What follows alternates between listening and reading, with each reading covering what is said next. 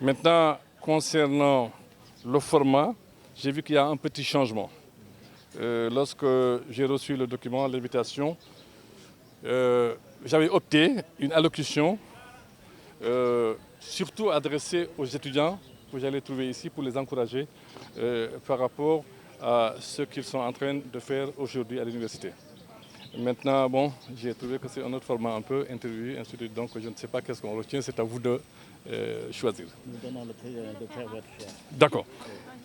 D'accord. Alors, monsieur le directeur de l'Institut des sciences de l'environnement, madame la coordinatrice, chers participants, chers étudiants, vous me permettrez avant tout de rendre hommage à l'institution, de féliciter et encourager l'équipe dirigeante pour l'accomplissement de leur noble mission, qui, en plus d'inculquer des connaissances indispensables pour relever les défis environnementaux, s'implique dans des actions pédagogiques que toute personne consciente des enjeux environnementaux ne peut qu'adouber.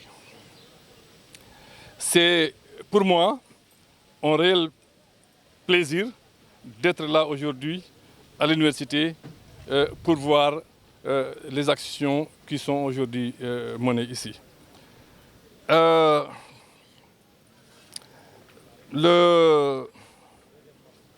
Cette sétale de reboisement, le sétale et reboisement, ce sont deux actions d'une grande importance pour préserver l'environnement. En effet, il concourt à une qualité, voilà, ce qui est un droit, mais aussi un devoir. Plus encore pour vous, étudiants en sciences de l'environnement, futurs cadres de cette cruciale, futurs cadres donc de ce secteur crucial pour notre développement. Ces défis que sont l'insalubrité, déboisement, sont aussi des opportunités puisqu'ils constituent des filières industrielles nouvelles. Je souhaite vivement la pérennisation des actions de ce jour, qu'ils s'inscrivent dans vos quotidiens et s'amplifient dans tout le pays. Chers étudiants, vous êtes les futurs défenseurs de l'environnement pour la préserver et aussi pour plaider en sa faveur au niveau des instances internationales comme le PNUE, les COP et les organisations dédiées à la gestion de l'environnement au niveau régional, continental et mondial.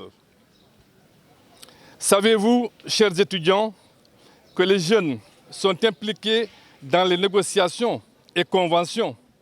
Cela depuis Cancun. Ils se sont démarqués car ils ont encouragé l'adoption du premier consensus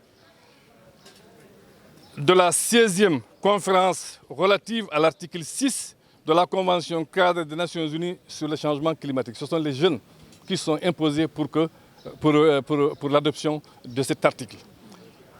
Donc, qui porte l'adoption du premier consensus donc, sur la sensibilisation de la population.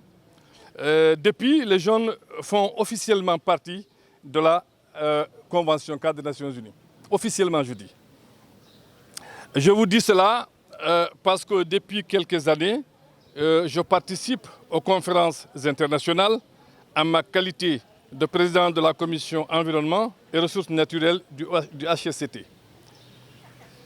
J'ai eu à rencontrer des jeunes impliqués dans les négociations, que ce soit à Bonn, à Katowice en Pologne ou en Espagne.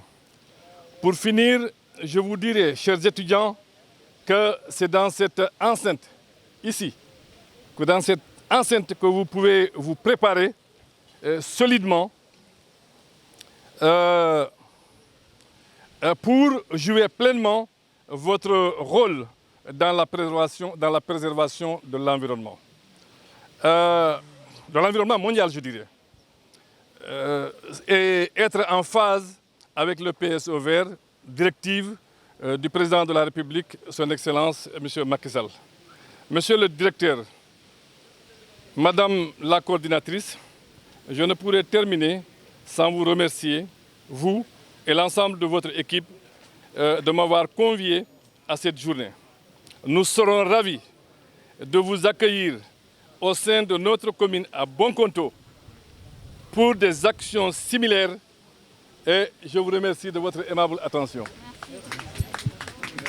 L'invitation est tellement personnelle.